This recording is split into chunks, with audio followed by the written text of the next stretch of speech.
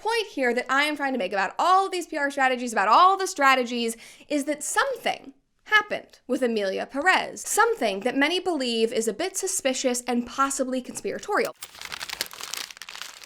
Guys, there has been a scandal unfolding in Hollywood that I've wanted to talk about for the last couple of months, but I'm kind of glad that I waited until just now because this involves Hollywood's award season. This involves the Oscars, which are happening on Sunday night. You guys will be watching this on Thursday, so I have let all of this played out. I have waited until this moment so I can hopefully bring you as up-to-date information as humanly possible, but we need to talk about the film To Rule Them All of 2025, the film that has literally shaken up the entire Hollywood filmmaking landscape. And no, I am not talking about It Ends With Us. That is shaking up the Me Too and legal landscape and the celebrity landscape.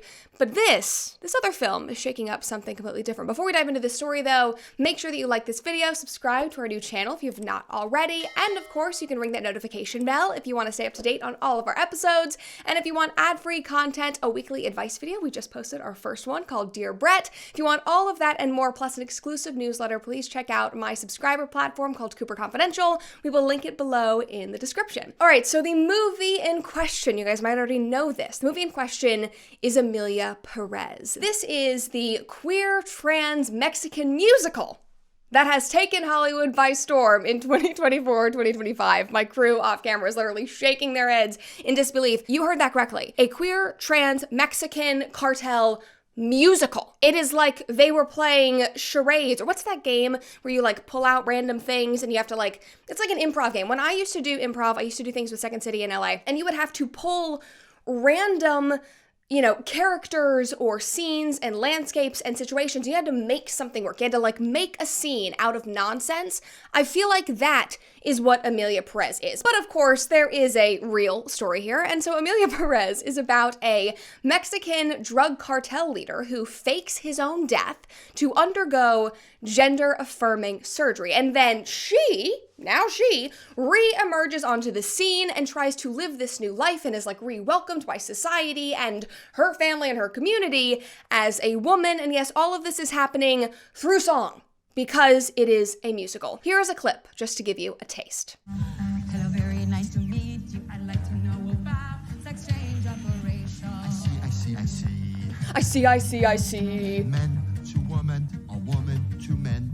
Man to woman. From penis to vagina. He's asking the question of, is it man to woman, woman to man, penis to vagina? That is a real thing. This was in a movie, a serious movie, guys, that has shaken up the Hollywood landscape. And not because it is so bad. No. It is quite the contrary. It is because everybody loves it so much, because this is just a brave, beautiful trans musical. And therefore, it is the most nominated film of the entire year. Penis to vagina. The most nominated film. And to become the most nominated film of the year at the Oscars, they had to rack up 13 nominations. 13. If they had just gotten one more measly nomination, they would be in the category of the most nominated Oscar films, of which there are 3, which is La La Land, Titanic, and All About Eve. All 3 of them have 14 nominations. Nobody has ever cracked 15. Emilia Pérez, you should have done it. Beautiful trans penis to vagina musical. You could have beat them all, but no, they came close. A close second with 13 Oscar nominations. It also received 65 nominations across the board with all the other awards, like the SAG Awards, the BAFTAs, the Golden Globes. And guys, why do you think that is? Is this such a mystery? Why did this queer trans Mexican cartel musical become the most nominated film, and actually the most nominated non-English film in Oscar history? Why did that happen? Well, because it's about a trans woman of color and it's a musical. I mean, this film is basically infallible until, my friends, until it was not. Until it all blew up, it imploded because of its creator, sending shockwaves throughout Hollywood and forging an identity politics reckoning, which is why we have to talk about. But we also have to ask, was this destruction organic? Or was it part of a PR smear campaign from competing films? I want to kind of break that down for you because this was something that I had no idea about. I was actually actually talking to my PR guy on the phone. I was like, oh my God, I want to talk about Emilia Pérez. This is so crazy. And he was like, Brett, you realize that might have come from a competing Oscar lobbying PR firm. I was like, hold on. There are PR firms that are specifically designed to campaign for films to win the Oscars. He said, yes, that is a whole thing. So obviously, I think we need to break that down first. So you might think that films just get nominated. We all tune into the Oscars. Nobody's tuning into the Oscars anymore. Maybe this year to see if Emilia Pérez wins. And, people vote, the Academy votes, and the best film wins. But it really is not that simple. What I learned is that there is an entire industry within Hollywood and then within PR that is built around award season for these huge nominated films every single year. Now, to help me break this down and offer some more insight for all of us, I called up my friend Daniel D'Addario, who's Variety's chief entertainment correspondent, and he even has a new novel coming out this year called The Talent that actually follows a group of actresses through this campaign for award season. And this is what he had to say about this lobbying. It's not like a political campaign in the sense that it's not so direct of like vote for me, but it's not like a political campaign. It's not a cheap endeavor, and a lot of time and money is spent putting thought into getting these people where they need to go and saying the right things. So for Emilia Pérez, for instance, the stars might have spent a lot of time talking about a message of inclusion and trans equality, because those were themes of the movie, and themes that also felt really, if you're someone who's voting on the Oscars, those might be really resonant themes to you. So it's emphasizing certain things. However, guys, this kind of campaigning was not always the case. It used to be that the films would come out, the voting body would vote on them, everybody would show up, yay, the best film won, they would go home. But something changed in the 90s. Some person burst out on the scene and completely disrupted how award shows went, and that person was none other than Harvey Weinstein, as Daniel breaks down. It used to just be, you'd get press coverage. You'd hope that the New York Times wrote about your movie and there'd be a premiere. But there wasn't this gauntlet of promote. Among the things Harvey invented is oftentimes if there was a movie that had any kind of political theme, he would have the stars testify before Congress about just whatever the movie was about. His influence, more than anything, is just having the stars of movies be totally omnipresent for months, as opposed to just, we made the movie, vote on the movie if you like it or not. There's an element of Oscar campaigning, especially the kind Harvey did, that's like propaganda, where it's like, we are going to feed you images and phrases over and over and hammer those images and phrases. And when you have that ballot in front of you and you're voting, it's stuck in your mind. But the thing is, it's not just positive press that Harvey Weinstein was pushing. It wasn't just making sure that these stars, these actors and actresses were in front of the voting bodies 24/7, the for your consideration, that's what he started. There is another strategy that Harvey created, the offense. The PR smear campaigns literally designed to take down other films in order to bolster their own. A famous example is 1998, if you were around, the front runner was this movie, Saving Private Ryan, and Harvey Weinstein's movie was Shakespeare in Love. Not only did he campaign for Shakespeare in Love about how good it was, he also is reported to have had people around town whispering in people's ears. Saving Private Ryan peaks in the first 20 minutes and it's boring after that. The year that A Beautiful Mind came out, which is a movie that won Best Picture, somehow it emerged that the subject of the film, who in the movie is a hero, in real life, I believe, had said anti-Semitic things. And this just kind of emerged, and no one knew how this information had been found or who gave it to a journalist. But there were certainly rival films that stood to benefit if A Beautiful Mind fell. Now, as Daniel said, all of this really started in the 90s with Harvey, but it has not stopped in the slightest. This has only grown since Harvey. One article from 2023 said, inside the blood sport of Oscar campaigns, war rooms, oppo dumps, 8-figure budgets, how the quest for award season glory got so cutthroat. And in this, they write, Oscar campaigns are often run by professional strategists, essentially a specialized breed of publicist. One thing that always shocks me is how many jobs there are in the world. Like, it is genuinely crazy that there is a type of PR within PR, under Hollywood, specifically about award season. I mean, seriously, if you're trying to figure out what you want to do with your life, there is something for everyone. So go find what you're interested in. If you are interested in campaigning for films, there is something for you. They go on and they say, their job begins as early as a year before the award, sometimes before a film is even shot. They advise on which festival a film should premiere at, shape a campaign platform, and hope that the film gains enough momentum to propel it into award season. Sometimes several strategists work on a single film, and the war room of an Oscars campaign can grow to be as many as 10 or 20 people. I mean, they are pulling out all the stops. They are not relying on hope and a prayer, even though prayer is good, especially when you're praying with Hallow. Now, I've told you guys about my favorite prayer app, Hallow, and they are bringing us an incredible prayer challenge to help us all have an amazing Lent. If you don't know about Lent, it is the 40-day season preparing for Good Friday and Easter where Christians pray and fast. Hallow's Lent Pray 40 challenge is going to be absolutely amazing this year. It's called The Way, where you can follow the way that Jesus provides us the answers, the hope, and the healing that we are all searching for. Hallow just announced the voices that are leading this challenge, and let's just say it is pretty exciting. You can challenge yourself and fast with Mark Wahlberg. You can pray and reflect with Jonathan Rumi and Sister Miriam James. You can hear my favorite Father Mike Schmidt's Sunday sermons and hear incredible stories of faith throughout the challenge. Last year, over 1 million people around the world prayed every single day on Hallow during Lent, and this year's Lent is going to be even bigger, and you should be a part of it. So sign up now at hallow.com/Cooper to get 3 months free, which means that your trial will last all of Lent. You can try it out for free all of Lent. And when you join, check out the other 10,000 guided prayers and meditations that will help you all grow closer to God and find peace. So download the app today and join the Lent Pray 40 waitlist today. Now, this article goes on, and they later touch the negative narratives. Again, these are the things that Harvey pioneered. Negative narratives are usually attributed to the diabolical workings of rival strategists. The stories about abusive directors, overblown budgets, whether the real people behind biopics should really be celebrated. Quote, they try to change someone else's narrative by adding dirt to the layer, citing the old rumor that Matt Damon and Ben Affleck didn't really write Good Will Hunting. More recent example that strategists still talk about is when Green Book was up for Best Picture in 2019. The week the nomination ballots went out, a story resurfaced about the director of the movie, Peter Farrelly, and a joke he used to play 20 years earlier that involved exposing himself. Farrelly apologized the same day. The film still won, but many believe another Best Picture campaign planted the story. So this just changes my entire perspective about award show, about Hollywood, and the fact that maybe a lot of the things that come out about these actors, about these directors, that it isn't really genuine or organic. And maybe it's actually planted by these insane PR teams and these media strategists whose entire job is to make sure that their film wins against all odds. Now, what's also really interesting is that these smear campaigns are often not visible to the naked eye. I mean, think about that last line. Publicists might leak things like that. They might sneakily send tips about people in these other films to reporters. They might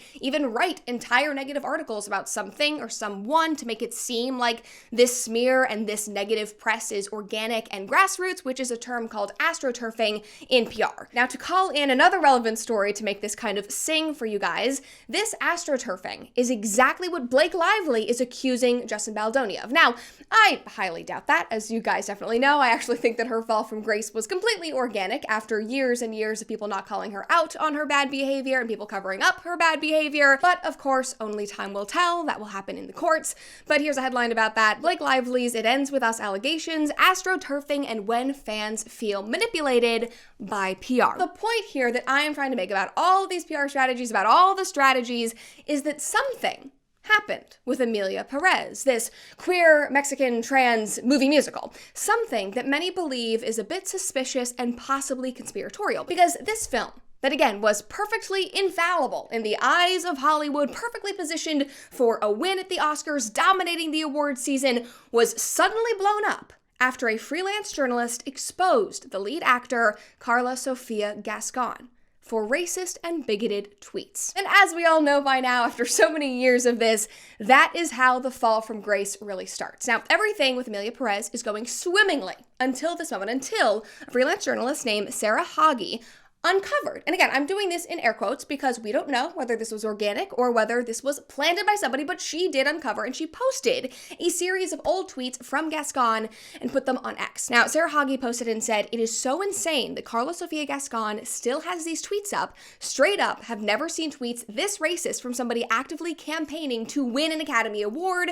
There are more than a dozen." Now, one thing that really stood out to me about this post from Sarah was that she's not really just saying it's appalling that these tweets were ever posted in the first place. She's saying it's appalling that they are still up while she is campaigning for the Academy Awards, which feels like a totally different conversation, but what she is focusing on is the PR strategy saying, hey, this is the smoking gun, and Sarah was gonna be the one to expose her. And guys, these tweets, listen, I am not too sensitive. I, can be politically incorrect, but I will say these tweets are a doozy. And it turns out that the biggest advocate for protecting Europe and the West from the immigration crisis coming from the Middle East is actually the lead of this queer trans Mexican movie musical, Carla Sofia Gascon. And fair warning, no punches were pulled, and these tweets that I am showing you are actually the most mild of all the ones that she posted. In one, Carla says, new attack in France, beheadings in Nice by one of these retarded followers of Allah. How many times will we have to expel these madmen from Europe until we realize that their religion is incompatible with Western values? We do not learn. Another one about the same issue reads, sorry, is it just my impression or are there more and more Muslims in Spain? Every time I go pick up my daughter from school, there are more and more women with their hair covered and their skirts down to their heels. Maybe next year, instead of English, we'll have to teach Arabic and a lamb. Another one, how many more times will history have to expel the Moors from Spain? We have not yet realized what this threat of civilization means, which constantly attacks the freedom and coherence of the individual. It is not about racism, it is about Islam. And guys, there are about a dozen more of these tweets just about the Islamic expansion in Europe, which, to be fair, is a big issue and a concern for millions. I feel like I see tweets about this all the time on X, and obviously, Gascon feels this personally and passionately, considering all of these tweets. And again, the post that I chose to read you were the mild ones, so you can go read the other ones yourself. Now, in addition to that conversation, she also joined in on American discourse after the death of George Floyd, and Gascon posted, let me get this straight. A guy tries to pass off a counterfeit bill after consuming methamphetamine. An idiot policeman arrives and goes too far in arresting him, killing him and ruining the lives of his family and his colleagues, and turning the guy with the bill into a martyr hero. And then in another post following that one, Variety translated this one, Gascon says, I really think that very few people ever cared about George Floyd, a drug addict swindler. But his death has served to once again demonstrate that there are people who still consider black people to be monkeys without rights and consider policemen to be assassins. They are all wrong. Too many things to reflect on regarding the behavior of our species every time an event occurs. Perhaps it is no longer a question of racism, but of social classes that feel threatened by each other. Maybe that's the only real difference. Needless to say, all of these tweets blew up big time. It was a huge, huge ordeal, especially because of social media. This was not, 2005 where only a few people saw it. This did not make shockwaves. No, this was literally everywhere, which is another huge thing that has changed in this award show campaigning, which Daniel also touched on. Social media it's the same thing it's done to politics and the same thing that it's done to the economy and the same thing it's also done to the awards. It's just everything's scaled up and more extreme now. It used to just be you went to the movies and saw, Rain Man, and you watched the Oscars and you're like, oh, that won. Now people have faves and that they're rooting on through social media, and every misstep or incremental win, or they won a Golden Globe or they lost a SAG award, is now chalked up by all these fans online who are like obsessed because it's kind of like their sports. And as Daniel touched on, this lobbying and the campaigning for award shows is no longer just for Hollywood and just for the Academy, the voting body of the Oscars. It is for everyone. And so when someone fails or makes a misstep of insane proportions in their eyes, we all know. We all see it. We are all engaged. Sometimes it is social media users themselves who expose it. Everybody is involved. It's not just about Hollywood. And so, obviously, this took place. It spiraled out of control, and neither Netflix nor Carla's team could control it. Now, to be fair, Carla's PR person is the same person that represented Will Smith after the slap incident, which I think was just a terrible hire in the first place. We saw how that turned out for him. So I think you can kind of guess how things are going for poor Carla Sofia Gascon right now. But that is besides the point. I want to get back to the impact that this had on Emilia Pérez, because as Daniel said, the one possible thing that could destroy this perfect, woke, inclusive film did. I think what happened with Emilia Pérez is kind of a perfect storm, and here's why. It was the front runner to win many Oscars, including Best Picture, in part because of its message of inclusivity. That message of inclusivity also made it hard to criticize because it would look insensitive to come after this movie that is coming from the right place. Basically, the only thing that could have sunk it is when the call is coming from inside the house.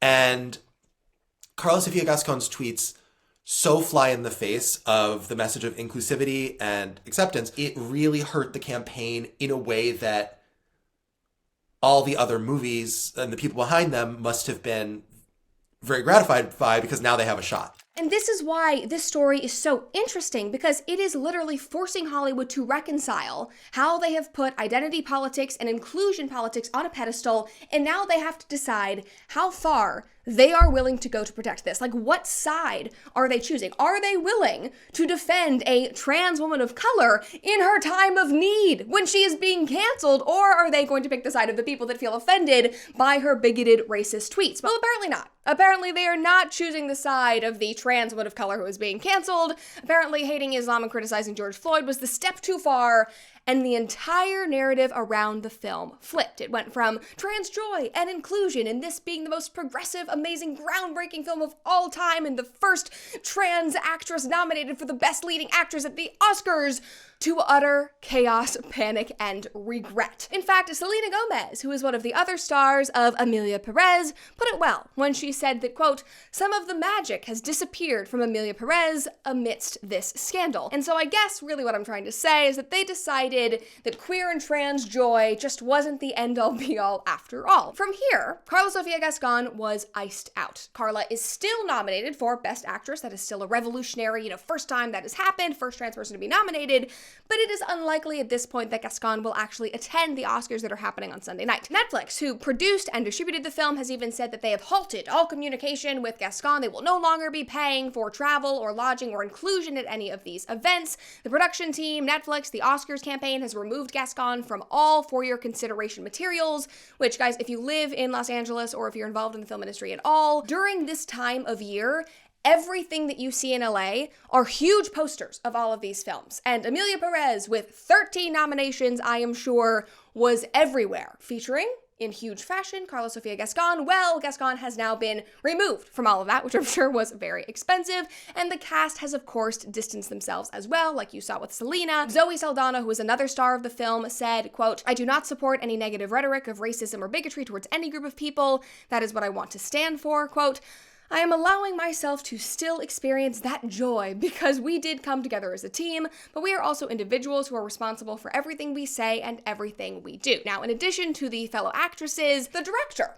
also chimed in, and this is really where it gets interesting. I just want you to think about this director and think about what he's saying in this quote, because the context is just extra special. So the director does this interview with Deadline, and he says, "Yes, very unfortunately, it is taking up all the space. This scandal is taking up all the space. And that makes me very sad. It is very hard for me to think back to the work that I did with Carla Sofia, the trust we shared, the exceptional atmosphere that we had on the set that was indeed based on trust. And when you have that kind of relationship and suddenly you read something that that person has said, things that are absolutely hateful and worthy of being hated, of course that relationship is affected. It is as if you fall into a hole because what Carla Sofia said is inexcusable." And then Deadline responded and said, "Have you spoken to her?"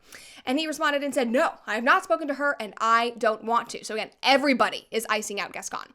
"She is in a self-destructive approach that I can't interfere in, and I really don't understand why she's continuing. Why is she harming herself? Why? I don't understand it. And what I don't understand about this too is why she's harming people who are very close to her. I am thinking in this thing of how hurting others," by the way, he's French, so this is probably translated, so if it seems grammatically weird, that is why. "I'm thinking in this thing of how hurting others, of how she is hurting the crew and all of these people who worked so incredibly hard on this film. I am thinking of myself. I am thinking of Zoe and Selena. I just don't understand why she is continuing to harm us. I'm not getting in touch with her right now because she needs space to reflect and take accountability for her actions." Now, whether or not you agree with Gascon's tweets, whether or not you feel like they were too far, this response is just ridiculous. These were things that Gascon posted, 3 years ago at this point. Gascon is not doing anything to this film at all. Somebody dug up these tweets, they posted them. This is not Carla Sofia Gascon actively going after this film and the trust they shared and the actresses and the crew. This is just something that happened and that Gascon is also having to deal with. It is not just you that is dealing with the reckoning. I mean, Gascon is literally getting canceled right now. So this is just a very emotional and victim-focused response. But this, again, I told you, remember the director. this is where the twist comes in. This is when I genuinely got so interested in this story because there are so many layers of covering up and doing virtue signaling and apologizing. I mean, this film, it is like another level. So again, I told you to remember this director because this director, as you just heard, is acting so holier than thou. Oh my goodness, what is Sophia doing to us? What's Carla doing to us? All of these things. What he is doing is actually hoping that people forget about his own controversy that he was dealing with just 2 weeks ago. This emotional response is just him covering up the fact that he said this while promoting his Mexican film. Que l'espagnol est une langue de pays émergent, c'est une langue de pays modeste, de pauvres, de migrants. Now obviously, this director, Jacques, he is French. He is speaking in French. I do not speak French, but I translated this as many people did online. And what Jacques was saying here is that the Spanish language is for poor people. The quote specifically is, Spanish is a language of modest countries, developing countries, and of the poor and migrants. So that's not really a good look when you just produced an entire film about the country of Mexico and about the Mexican people. He also admitted around that same time that he really didn't feel the need to research Mexico before embarking on this film. Now, again, there are so many different languages here. I have people writing about this in Spanish. He's speaking about it in French, but basically that is what he said. He felt no need to go to Mexico to research any of it because he knew everything he needed to know. And there are a lot of things that are mind-boggling to me about this story, but this might take the cake because how do you not even research what you are making a film about? Like, that is the bare minimum of your job as a director. Like, research is everywhere. Research is a good thing. That is why I love Qualia, because all of their products are well researched. Now, Qualia is one of my favorite brands in the health space, and their science team is tackling some of the most challenging aspects of health and wellness that we all face: human longevity and optimizing mental health. Their supplements and formulas are raising the bar on what is possible for our health through advanced nutrition, and this is fully on display with Qualia NAD+. Now, NAD+ is a molecule that is in every single cell of your body, and it is critical to aging well. And you're never too young to start thinking about that. NAD+ is what helps keep us feeling youthful by promoting cellular energy, maintaining healthy DNA, and using nutrients efficiently, and supporting detoxification. And NAD+ is something that we all could benefit from, but Qualia also has a huge range of products to serve your every health need, no matter what it is. So go visit qualialife.com/Cooper and use code Cooper at checkout for up to 15% off your purchase. Again, that is Qualia, QUALIA, life.com/Cooper for 15% off your purchase. Thank you, Qualia, for sponsoring this episode. This all got so bad that he literally had to apologize 2 weeks before all of the Carlos Sofia Gascon stuff came out, way before all of that took place. But guys, that is not all. That is not the end of why people are angry at him. They are also angry at him because he chose to make this movie about Mexico and, Mexican cartels and Mexican people in Paris with 3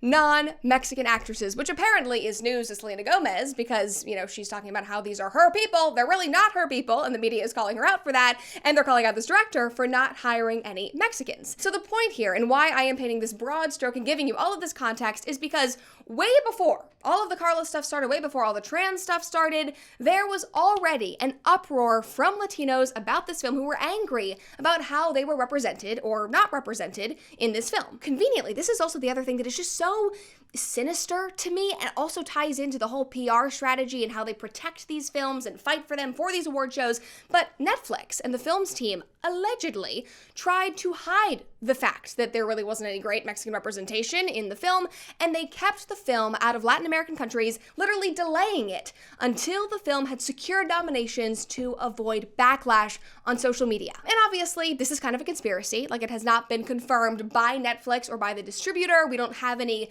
messages explaining the reasoning, but we can look at the dates, and we can see that the film originally premiered in May of 2024, that it then came out in the States, I believe in October or November of 2024, and that it only came out in Latin America in January of 2025, after it had secured all of the nominations. And you know what? They were probably right to do this because, as I said, Jacques had to apologize because there was a lot of backlash. Listen to some of these headlines. Take it from a Mexican: Emilia Pérez is trash. Why Mexicans find Emilia Pérez so disrespectful. Why is Emilia Pérez hated in Mexico but Oscar nominated in the US? And guys, one of these articles, one of these Emilia Pérez hit pieces, was actually written by a former colleague of mine, Giancarlo Sopo, who is a Latino media strategist and a culture writer. He wrote a great piece about this in IndieWire last week. His headline reads, "Beyond bad tweets, Latinos would like a word with Emilia Pérez." And this is his opinion piece. This was released on February 3rd. Now, he wrote, "Analogies are imperfect, but to understand why Latinos are appalled by Emilia Pérez, imagine this. The Academy lauds a Klan rehabilitation musical set in the Deep South, but shot in Paris. Its non-American cast speaks in British and Aussie accents, and the few black actors are largely relegated to extras." He went on and said, "Latinos, especially those from working-class communities along the border, view cartels as the lowest of the low. These aren't code-bound Hollywood thugs like Tony Montana. Cartels show no mercy as they kidnap, torture, and dismember, including children." And remember, Emilia Pérez, the trans star of this film, is a cartel drug leader, undergoes gender-affirming surgery, and then comes out and is like beloved by their family and by their community. Everything is fine because now she knows herself and she is, she has found her true identity, whatever it is. Giancarlo goes on and says, "Their victims number in the hundreds of thousands with no end in sight. And it is infuriating to see awards bodies celebrate a film that repackages suffering as a kitschy telenova with garish musical numbers." Penis to vagina. Obviously, it's very garish.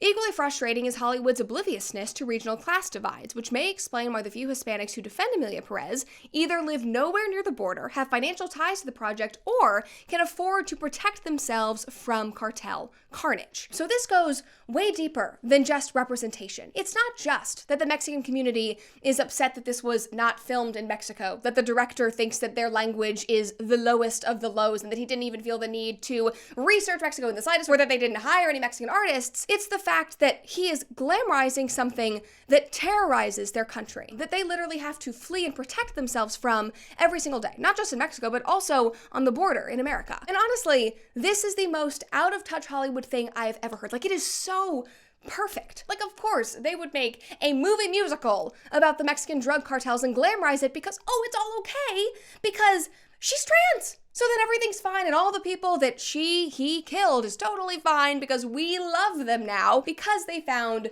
their true selves. I mean, you literally cannot make this up. Comedy writers could not create something that is so beautifully insane and beautifully ironic. Now, Giancarlo's article is great because he touches on that. He really goes deep on that aspect of representation and why people are upset, but his article really shines when he gets to the crux of the issue.